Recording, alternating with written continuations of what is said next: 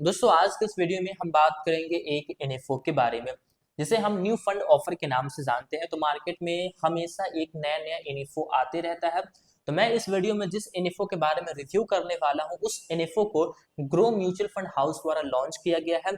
ये mutual fund काफी अच्छा म्यूचुअल फंड आपके लिए हो सकता है जो अभी एनएफओ पीरियड में है। आप इसे एक बार जरूर देखें। पहले आप इस वीडियो को शुरू से लेकर लास्ट तक देखिए कि कैसा है ये, कहाँ पे हमारे पैसे को ये एनएफओ लगाएगा, कितने पैसे से हम इसमें इन्वेस्टमेंट कर पाएंगे, कितना फीस लगेगा और भी काफी सारी चीजें हैं जो आपको यहाँ पे देखनी है। तो चलिए बिना देर किए हुए आज के इस वीडियो को हम शुरू करते हैं। वीडियो में आप नए हैं तो वीडियो को लाइक कीजिए और हमारे इस चैनल को वारिस ऑफ फाइनेंस को सब्सक्राइब कीजिए ताकि इस तरीके के वीडियोस जो है वो आपको मिलती रहे। सबसे पहले हम यहाँ पे ना इन्फो का नाम जानते हैं। हमने ये जान लिया कि इस फला म्यूचुअल फंड हाउस द्वारा लॉन्च किया गया है, लेकिन इस इन्फो का नाम क्या है? तो इन्फो का नाम हमें देखने को मिलता है ग्रो मल्टी कैप फंड। काफी सिंपल सा हमें यहाँ पे नाम देखने को मिलता है, ग्रो मल्टी कैप फंड। अब पहले हम ये जानेंगे कि यहाँ पे हम जो भी पैसा लगाएंगे, ठीक है, वो पैसा को हमारे किन जगहों पे इन्वेस्ट किया जाएगा। क्योंकि अगर हमें ये चीज मालूम रहता है कि हमारे पैसे को किस जगह पे लगाया जाएगा तो हमें वहां से कितने रिटर्न्स मिल सकते हैं, ये चीज ना हमें क्लियर हो जाता है।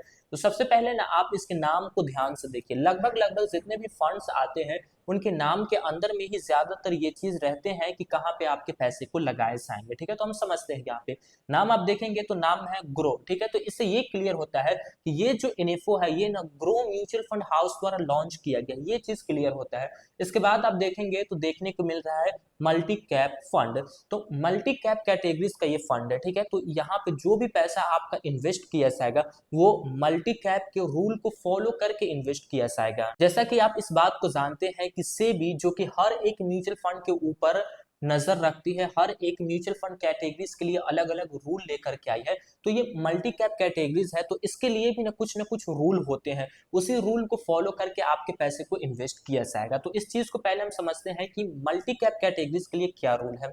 रूल सिंपल सा ये है कि आपको ना इक्विटी के अंदर में पैसा जो इन्वेस्ट करेंगे वो मिनिमम पैसा जो रहना चाहिए वो 75% पैसा आपका इक्विटी के अंदर में रहना चाहिए। इक्विटी जिसे हम शेयर बाजार कहते हैं, स्टॉक मार्केट जो भी आप कहते हैं, वहां पे ना कम से कम आपका पैसा जो है 75% इन्वेस्ट होना चाहिए। और यहाँ पे भी ना अलग अलग क्राइटेरिया है। ठीक है, वो क्या है कि आप ना इक्विटी के अंदर में पैसा इन्वेस्ट करेंगे लेकिन आपको ना 3 कैपिटलाइजेशन के अंदर में इन्वेस्ट करना है। नंबर 1 हमें देखने को मिलता है लार्ज कैप। ठीक है, कैप का मतलब होता है कैपिटलाइजेशन। तो यहाँ पे ना लार्ज कैप के अंदर में भी आपको इन्वेस्ट करना है, मिड कैप के अंदर में भी इन्वेस्ट करना है और स्मॉल कैप के अंदर में भी इन्वेस्ट करना है। लेकिन वेटेज जो होना चाहिए वो तीनों का इक्वल होना चाहिए। कितना कितना होना चाहिए जो मैं रूल अभी बता रहा हूँ।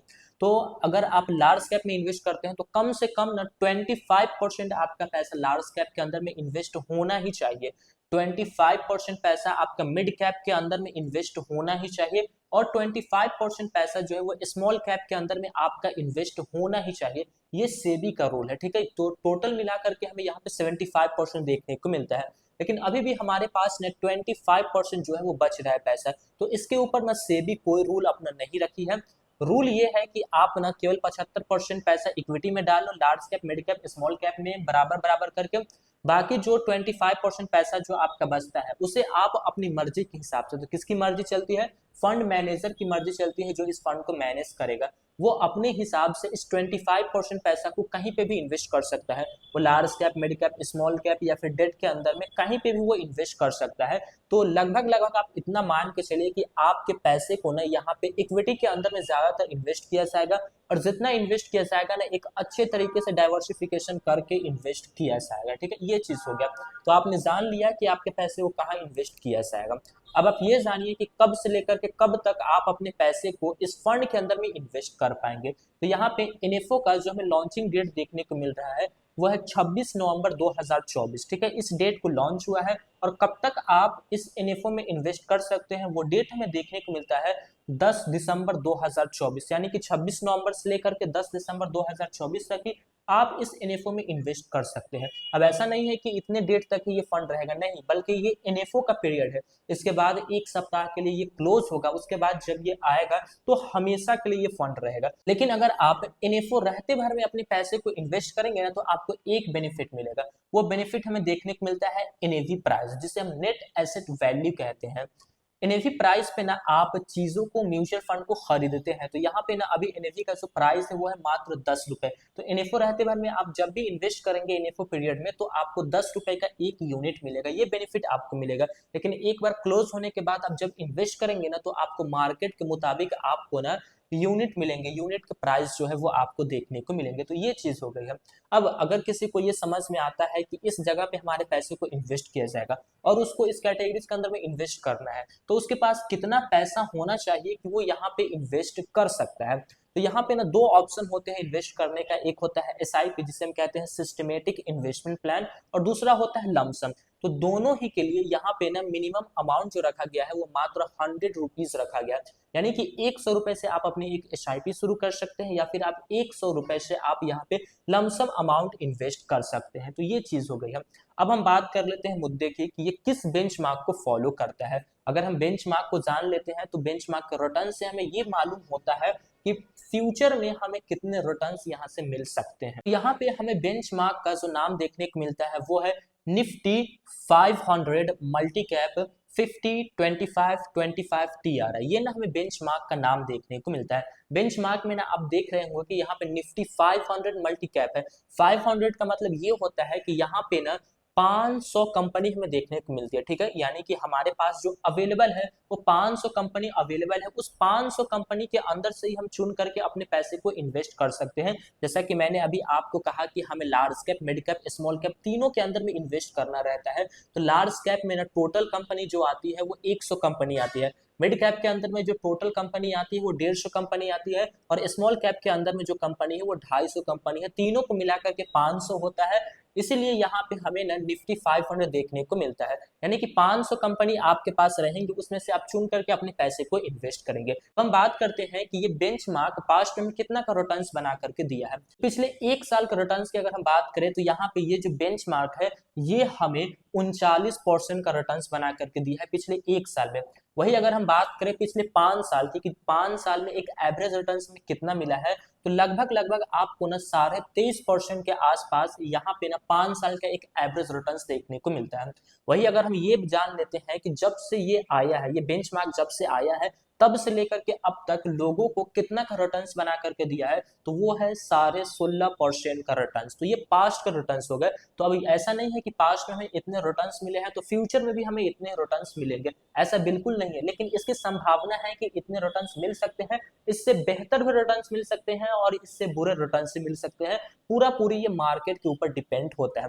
लेकिन जिस तरीके से हमारा जो इंडिया ग्रोथ कर रहा है और जिस तरीके से इस फंड का डाइवर्सिफिकेशन है, तो आप ना 15% के आसपास का एक एवरेज रिटर्न्स अगर आप 5 साल से ज्यादा समय तक के लिए अपने पैसे को इन्वेस्टेड रहने देते हैं, तो आप एक्सपेक्ट कर सकते हैं कि हमें फ्यूचर में 15% का एक एवरेज रिटर्न्स जो है वो यहाँ से मिल सकता है। तो लगभग आपने ना सारी चीज यहाँ पे समझ ली है। अब एक चीज बच जाता है, वो है इस फंड का फीस, कि इस फंड को मैनेज करने के लिए और भी अलग अलग खर्चे, कितने फीस हमसे यहाँ पे लिए जाते हैं।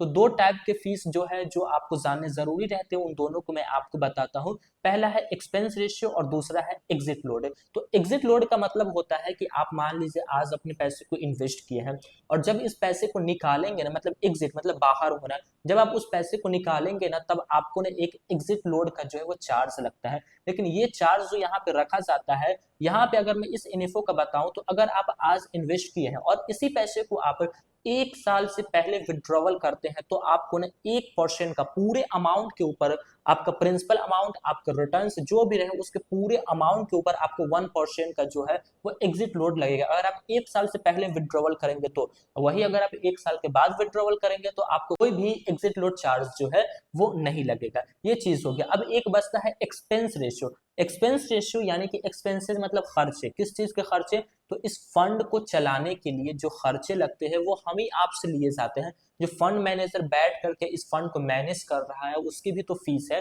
तो यहाँ पे ना एक्सपेंस रेशियो ना फंड के खर्चे होते हैं जो कि ये ना आपको हमेशा लगते रहते हैं। जब तक आप यहाँ पे इन्वेस्टेड रहेंगे तब तक आपको ना इतना लगते रहेगा। तो एनएफओ में हमें एक्सपेंस रेशियो नहीं बताया जाता है, लेकिन मैं अपनी वीडियोस में आपको एक आंकड़ा बताता हूँ कि इतना के आसपास आपसे एक्सपेंस रेशियो लिया जाएगा। मैं यहाँ पे आपको बता रहा हूँ वो है 0.65% के आसपास आपसे एक्सपेंस रेशियो यहाँ पे लिया जाएगा। इससे ज्यादा एक्सपेंस रेशियो लिया जाएगा क्योंकि मल्टी कैप के अंदर में ना देखो, हमें लार्ज कैप के अंदर से भी चुनना पड़ता है, मिड कैप के अंदर से भी चुनना पड़ता है, स्मॉल कैप के अंदर से भी चुनना पड़ता है, और अगर हमने डेट वगैरह रख लिया है तो और भी चीजें हो जाती हैं। यानी कि ना यहाँ पे ना फंड मैनेजर को काफी ज्यादा मेहनत पड़ती है, ठीक है, क्योंकि यहाँ पे अलग अलग जगहों से हमें काम करना पड़ता है, तो इसीलिए यहाँ पे ना एक्सपेंस रेशियो ज्यादा है। अब एक्सपेंस रेशियो ज्यादा है लेकिन रिटर्न्स भी आपको यहाँ से अच्छे मिलेंगे। मार्केट अगर गिरती भी है किसी सिचुएशन में तो ये ना हमें ज्यादा गिरा हुआ नहीं देखने को मिलेगा, क्योंकि हमारा पैसा large cap, mid cap, small cap तीनों जगहों पे अच्छे तरीके से डाइवर्सिफाइड है और अच्छे वेटेज के साथ डाइवर्सिफाइड है, तो इस वजह से ना रिस्क जो है वो काफी कम जाता है। जब भी आप इन्वेस्ट कीजिए तो 5 साल से ज्यादा वक्त आपके पास है तब तक के लिए आप इन्वेस्ट कीजिए, ये अच्छा माना जाता है म्यूचुअल फंड के लिए। दोस्तों यहाँ तक मैंने आपको इस इन्फो का पूरा रिव्यू दे दिया है। अब इसके अंदर में इन्वेस्ट करना है कि नहीं करना है, आप इस वीडियो को अगर ध्यान से देखे होंगे तो आपका इसका जवाब मिल गया होगा कि कितना रिस्क है, कहाँ पे हमारा पैसा जा रहा है और क्या क्या चीज है, तो आप यहाँ पे कर सकते हैं, ऐसी कोई दिक्कत नहीं। अगर आप 5 साल किसी भी म्यूचुअल फंड में देना चाहते हैं तो आप किसी भी फंड के अंदर में इन्वेस्ट कर सकते हैं, चाहे वो स्मॉल कैप की कैटेगरी से क्यों न रहे। और हालांकि तो यहाँ पे small cap, mid cap, large cap सभी है तो आप कर सकते हैं, कोई दिक्कत नहीं है। लेकिन इन्वेस्टमेंट करने से पहले आप एक बार किसी मल्टी कैप कैटेगरीज के एक फंड को उठाइए, चाहे वो HDFC का हो सकता है, ICICI का हो सकता है, किसी का भी आप उठाइए, चाहे SBI का हो सकता है, आप उठाइए उसको। एक बार आप उसको देखिए कि पास्ट में कैसे परफॉर्मेंस उसके रहे हैं, कितने रिटर्न्स बना करके दिए, क्या क्या चीजें, सारी चीज देख करके आप इन्वेस्ट कर सकते हैं। तो फिर मिलेंगे दोस्तों एक नए वीडियो में, तब तक के लिए जय हिंद, जय भारत।